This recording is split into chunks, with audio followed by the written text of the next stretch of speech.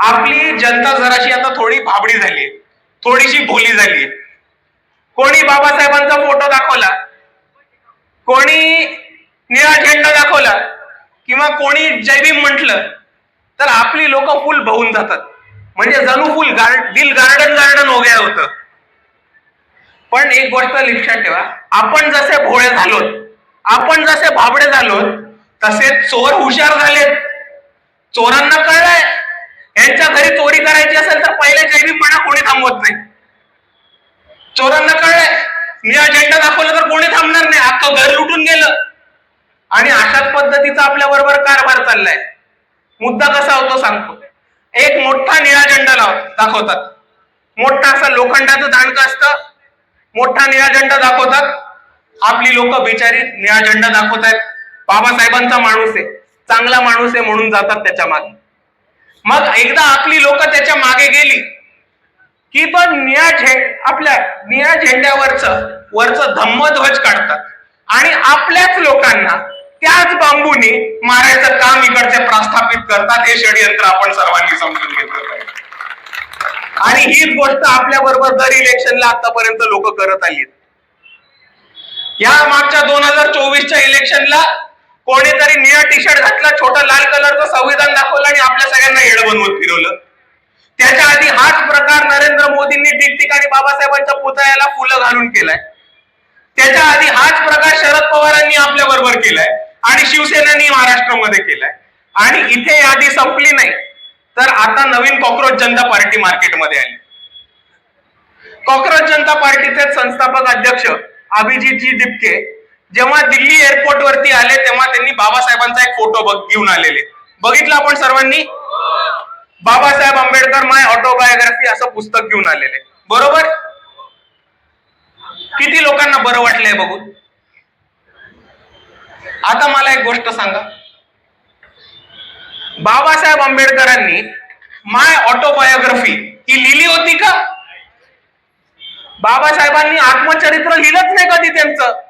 बाबासाहेबांचं एक पुस्तक होतं जे थोडं आत्मचरित्र टाईपचं होतं, ज्याच्यामध्ये त्यांनी स्वतःचा अनुभव लिहिला होता, वेटिंग फॉर अ व्हिसा नावाचं. बाबासाहेबांनी आत्मचरित्र लिहिलंच नाही. तरी हे भाऊ बाबासाहेब आंबेडकर माय ऑटोबायोग्राफी न्यूयॉर्क वरनं घेऊन आले, अमेरिकेवरनं. आता दुसरा मुद्दा समजून. आपण हे पुस्तक वाचलं असतं तर आपल्याला उत्तर महाराष्ट्राचाच एक महत्वाचा संदर्भ मिळाला असता की 5व्या चॅप्टर मध्ये बाबासाहेब आंबेडकर यांनी त्यांच्या आयुष्यातल्या पहिला अपघात जो 40गाव मध्ये झाला होता त्याच्याबद्दल लिहिलं होतं. तर आपल्या सर्वांना ह्याची माहिती असणं महत्वाचं आहे. नाहीतर आपल्याला कोणीही निळा झेंडा दाखवेल, आपण त्याच्या घरी गेलो की निळा ध्वज काढेल आणि त्याच बांबूने आपल्याला चोपेल आणि आपल्याला ह्याच्यापासून सावध राहायचं. आता जर तुम्ही अभिजित दिपकेंनी जे पुस्तक पकडलेलं ते बघितलं तर ते बाबासाहेब आंबेडकर माय ऑटोग्राफी नावाचं पुस्तक आहे. आता हे पुस्तक आहे कोणाचं? तर डायमंड पब्लिकेशनचं. घरी गेल्यानंतर गुगल वरती डायमंड पब्लिकेशन टाकून बघा आणि तुम्हाला हे दिसेल की डायमंड पब्लिकेशन हे RSS चालवतं आणि RSS चं पुस्तक आहे. बऱ्याचशा महामानवांवरती चुकीचा इतिहास सांगणं, RSSच्या समरसतावादी भूमिकेतनं बाबासाहेब सांगून जाणार हे पुस्तक आहे. आणि म्हणून अभिजित दिपके जेव्हा RSSचं बाबासाहेबांचं पुस्तक घेऊन येतात तेव्हा ती मला एक मोठी घंट्याची धोका वाटते. आणि इकडच्या जेनझींना त्यांच्या भाषेत सांगायचं तर एवढंच सांगेल कि वो पकड़ा है ब्लू फ्लैग लेकिन हमको दिख रहा है रेड फ्लैग, करने का क्या? आणि दुसऱ्या बाजूला एक गोष्ट समजून घ्या की कॉक्रोच जनता पार्टीला वंचित बहुजन आघाडीचा कुठेही विरोध नाही. आम्ही ह्या महाराष्ट्रामध्ये आणि भारतामध्ये वंचित बहुजन आघाडी एकच भूमिका घेऊन आली आहे की भारताची सत्ता ही काही कुटुंबांची आहे. जशी आपल्या नंदुरबारची सत्ता गावितकडे आणि पाडव्यांकडे राहिली तशी भारत देशाची सत्ता पण काही कुटुंबांकडे उच्चवर्णीय राहिली.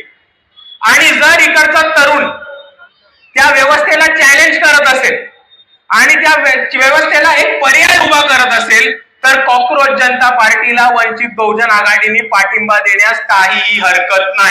भाजपची पांडुळं पुढे येतात आणि लगेच काही मुद्दा आला तर तो बाबासाहेबांचा फोटो टाकतात आणि म्हणतात औरंगजेबच्या कबरीवरती गेले, औरंगजेबच्या कबरीवरती गेले. याच भाजपच्या पांडुळांना मला एक प्रश्न विचारायचा आहे. की कोरोना काळ आठवा.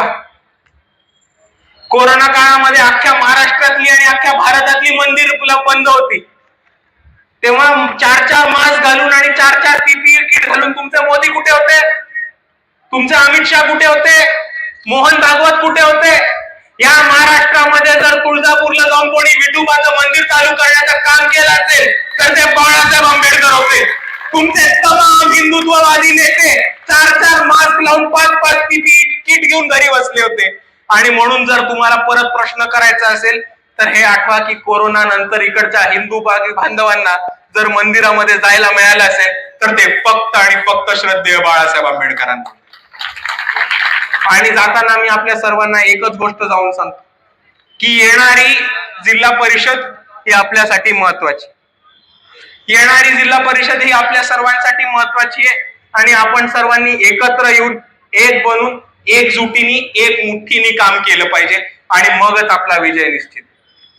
इथे जितके पण पहिल्यांदा बांधव ऐकायला आलेत, मला आपल्या सर्वांना एक सांगायचं की मला दर 2 मिनिटाला एक कॉल येतो की असा मॅटर झाला, हा प्रॉब्लेम झाला, हा त्रास येतोय.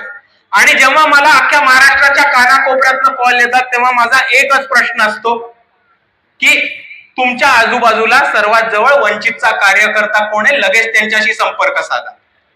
आणि म्हणून मला आपल्याला एवढंच सांगायचंय की आपल्या गावामधले, आपल्या तालुक्यामधले, आपल्या जिल्ह्यामधले वंचितचे कार्यकर्ते कोण आहेत हे ओळखा, त्यांचे संपर्क आपल्याकडे ठेवा, त्यांचे नंबर आपल्याकडे लिहून घ्या. किंवा जेव्हा आपल्यावरती कोणताही अन्याय अत्याचार होतो, जेव्हा आपल्यावर कोणतीही अडी अडचण येते तेव्हा एकाच पक्षाचे लोक आपल्यासाठी धावून येतात, ते म्हणजे वंचित बहुजन आघाडीचे. आणि ही आपली जबाबदारी आहे की त्यांचा नंबर आणि त्यांचा संपर्क आपल्याकडे असला पाहिजे की कोणतीही अडचण आली तर वंचितवाल्यांना फोन करायचा, बीजेपी वाले लगेच घरी जातात. आणि दुसऱ्या बाजूला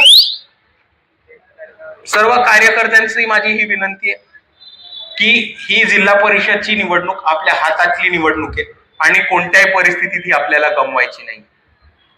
ही निवडणूक कार्यकर्त्यांची निवडणूक आहे, स्थानिक प्रश्नांवरती लढणारी जाणारी निवडणूक आहे. तर आपल्या गणामधले, आपल्या गटामधले प्रश्न काय, आपण लोकांपर्यंत कसे पोहोचू शकतो, आपण लोकांचे प्रश्न कसे सोडवू शकतो आणि आपण आपल्या गणामध्ये आणि आपल्या गटामध्ये कसा विकास करू शकतो, या पद्धतीने आपण पूर्ण तयारी करा. प्रत्येक गावामध्ये एक शाखा झाल्यानंतर त्या गावामध्ये 10 कार्यकर्त्यांची कमिटी या माध्यमाने आपण सगळ्यांनी बांधणी करायला लागू. आणि शेवटचा आणि महत्वाचा मुद्दा की ही जी जिल्हा परिषदेची निवडणूक आहे ती कार्यकर्त्यांची निवडणूक आहे.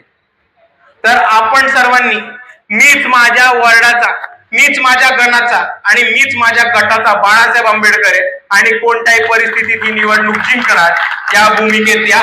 आणि आपण सर्व एकत्र येऊ, लढू, जिंकू. एवढं म्हणून मी माझे 2 शब्द थांबवतो. जय भीम, जय संविधान. की महाराष्ट्रामध्ये एक तिसऱ्या पर्यायाची गरज होती, तेव्हा मग तिसरा पर्याय वंचित बहुजन आघाडीच्या स्वरूपाने उभा राहत होता. तेव्हा ठिकठिकाणी तुम्ही जाऊन बी टीम म्हटलात, आता पुढे जाऊन कॉक्रोच जनता पार्टीला बी टीम म्हणणार नाही, याची काय जबाबदारी तू आणि यांची काय गॅरंटी आम्हाला. आणि चौथा आणि महत्वाचा प्रश्न की जग जाहीर आहे की यांनी काँग्रेसकडनं पाकिटा जाऊन महाविकास आघाडीचा प्रचार केलाय. पण जर उद्या काँग्रेस जनता पार्टी आणि काँग्रेस हे एकमेकांच्या समोर मैदानात आले तर तुम्ही नक्की पाठिंबा देणार कोणाला. हे काही धोक्याच्या घंटा आपल्या सर्वांना ओळखून घ्यायला लागणार आहेत आणि ह्या धोक्याच्या घंटा आत्ताच आपल्याला वाजताना दिसतात. कारण ज्या कोणी 2014 मध्ये अन्न आंदोलन हा अभ्यास केला असेल त्या सगळ्यांना दिसेल की 2014चं जे अण्णा हजारेंचं आंदोलन होतं तच आपल्याला कॉक्रोच जनता पार्टीमध्ये आज आपल्याला उभं राहताना दिसते. आणि आज जर आपण कॉक्रोच जनता पार्टीचे फॉलोअर्स बघितले, कमेंट करणारी लोक बघितली किंवा आंदोलनामध्ये उपस्थित होणारी लोक बघितली तर ही खूप मोठ्या प्रमाणावरती उच्चवर्णीय शहरी भागातले लोक येतात. ही ती लोक आहेत ज्यांनी इतके वर्ष इकडच्या सिस्टमला वंचितांना फेल करताना बघितलं, इकडच्या सिस्टमला वंचितांना त्रास देताना बघितलं, पण ते स्वतः मुख घेऊन गप्प राहिले. पण आज तेव्हा ही सिस्टम त्यांना फेल करते जेव्हा ही सिस्टम त्यांच्या विरोधात जाते तेव्हा त्यांना धक्का लागतो आणि अचानक आंदोलनाच्या स्वरूपामध्ये येताना आपल्याला दिसतं। आणि म्हणून काँग्रेस जनता पार्टीला पाठिंबा द्यायच्या आधी किंवा विरोध करायच्या आधी आपल्याला त्यांची विचारधारा काय आणि त्यांची भूमिका काय हे समजून घेणं खूप महत्वाचं आहे। कारण जो आंबेडकरी विचारांच्या बरोबर जात नाही, वंचित बहुजन आघाडी त्याच्या बरोबर जात नाही, हे आपण सर्वांनी समजून घेतलं पाहिजे। आणि मित्रांनो, काल जेव्हा काँग्रेस जनता पार्टीचं परवा पुण्यामध्ये शांततेने आंदोलन झालं, ज्या विषयावरती आंदोलन झालं त्याच विषयावरती काल सम्यक विद्यार्थी आंदोलनामध्ये मुंबईमध्ये आंदोलन केलं। पुण्याच्या आंदोलनामध्ये काँग्रेस जनता पार्टीच्या कार्यकर्त्यांना चहा पाजण्यात आला आणि काँग्रेस जनता पार्टीच्या लोकांनी गुलाब देण्यात आलं पोलिसांना। आणि सम्यक विद्यार्थी आंदोलन केलं तेव्हा काय झालं, पोलिसांनी लाठीचार्ज केला, विद्यार्थ्यांना जबरदस्ती उठवलं, व्हॅन मध्ये टाकलं, महिलांची हातापाई केली, विद्यार्थ्यांना हाणामारी केली, लाठीचार्ज केला। वंचित बहुजन आघाडीच्या सम्यकचा एक महाराष्ट्राचा प्रवक्ता आहे प्रशांतदादा बोराडे, त्यांचा हात तोडेपर्यंत त्यांना मारहाण केली। आणि ही वागणूक तुम्ही बघा, एका आंदोलनामध्ये पोलीस चहा पाजतात आणि दुसऱ्या आंदोलनामध्ये पोलीस लाठीचार्ज करतात। आता तुम्ही मला सांगा, सरकार कोणाशी डरते, सरकार कोणाला घाबरते, ज्यांना ते चहा पाजतात का ज्यांच्यावरती ते लाठीने हल्ला करतात? ज्यांच्यावरती लाठीने हल्ला करतात। एक गोष्ट समजून घ्या मित्रांनो, आज सरकारला वंचित बहुजन आघाडीची धास्ती बसलीये म्हणून जिथे जिथे आंदोलन करतात तिथे तिथे पोलीस पाठवतात। कारण या महाराष्ट्राच्या इतिहासामध्ये, या भारताच्या इतिहासामध्ये असा एक कोणता पक्ष असेल जो RSSच्या छातडावरती आंदोलन घेऊन जायची हिंमत दाखवत असेल तर तो फक्त आणि फक्त वंचित बहुजन आघाडी। आणि या महाराष्ट्रामध्ये कोणत्याही आंदोलनाला, कोणताही विषय आला, असा एकही आंदोलन नाही, असा एकही विषय नाही ज्याच्यामध्ये वंचित बहुजन आघाडीने आंदोलन नाही केलं किंवा नागरिकांसाठी भूमिका नाही घेतली। मागच्या वर्षी जेव्हा एवढी मोठी दुष्काळ परिस्थिती आलेली पावसामुळे आणि लोकांचं खूप मोठ्या पुरामुळे आर्थिक नुकसान झालेलं, तेव्हा वंचित बहुजन आघाडी यांनी आंदोलन केलेलं आणि ही मागणी होती की शेतकऱ्यांना पूर्ण त्यांचे एकतर कर्ज माफी करून त्यांना पूर्ण मोबदला देण्यात यावा। जेव्हा इकडची सरकार गायरान जमीन खाण्याच्या मागे होती तेव्हा वंचित बहुजन आघाडीने हे आंदोलन केलं आणि ही भूमिका घेतली की जो जमीन सरकारी आहे वो जमीन हमारी है। जेव्हा अडाणींनी जबरदस्ती प्रत्येक ठिकाणी स्वतःची वीज मीटर लावून अडाणी इलेक्ट्रिसिटी द्यायचं काम केलं, तेव्हा अडाणीचे मीटर फोडून त्या अडाणीच्या लोकांना घरी पाठवण्याचं काम हे वंचित बहुजन आघाडीने केलं होतं। या महाराष्ट्रामध्ये जेव्हा कंत्राटी भरती चालू होती पोलीस भरतीसाठी, तेव्हा कंत्राटी भरतीच्या विरोधात आंदोलन करण्याचं काम हे वंचित बहुजन आघाडीने केलं होतं।